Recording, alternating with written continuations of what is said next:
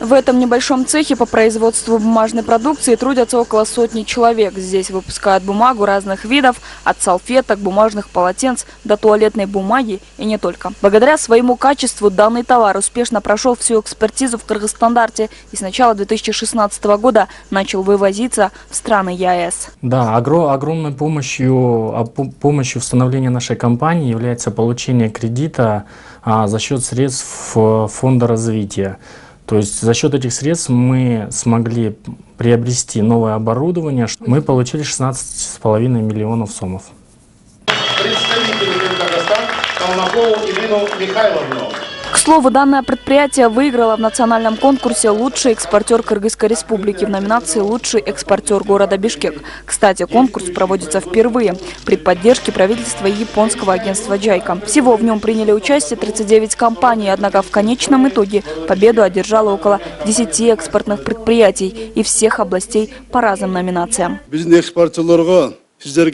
Экспорт занимает определяющую роль в развитии экономики и является одним из основных факторов роста, для поддержки которого утверждена программа по развитию экспорта на 2015-2017 годы. В Кыргызской республике действуют наиболее благоприятные условия по налоговым послаблениям для экспортеров. Принципиальное условие – нулевые ставки по налогу с продаж. В целом, в последние годы отечественные производители начали больше нацеливаться на рынки соседних республик. Этому доказательство цифры за прошлый год. Так, в 2016 году республика осуществляла торговлю со 138 странами мира, что увеличило экспортные поставки более чем на 5%, составив 1 миллион 544 тысячи долларов, что обусловлено увеличением объема поставок как в страны ЕАЭС, так и в третьи страны. Основными странами-экспортерами являются Швейцария, занимающая 42%, Казахстан 17,8%, Россия 9%, Узбекистан 8,1%, Турция 5,8%. Для экспортера, с одной стороны, это дает признание их достижений, а с другой стороны признание качества.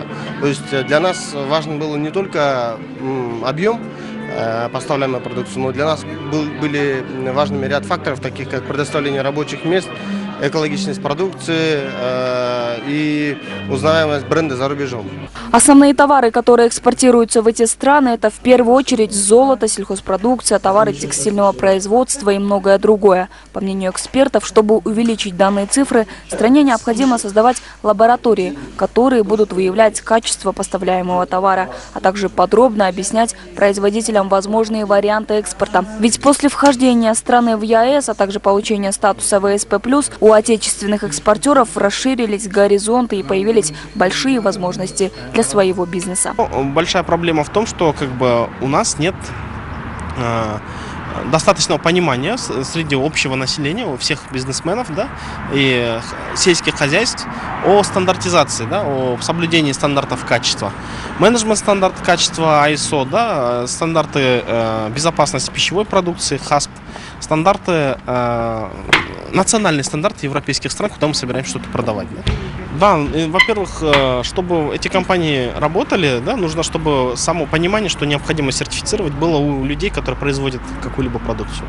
Отметим, что экспорт является одним из рычагов развития экономики республики, поэтому в стране действуют наиболее благоприятные условия по налоговым послаблениям для экспортеров. Принципиальное условие – нулевые ставки по налогу с продаж.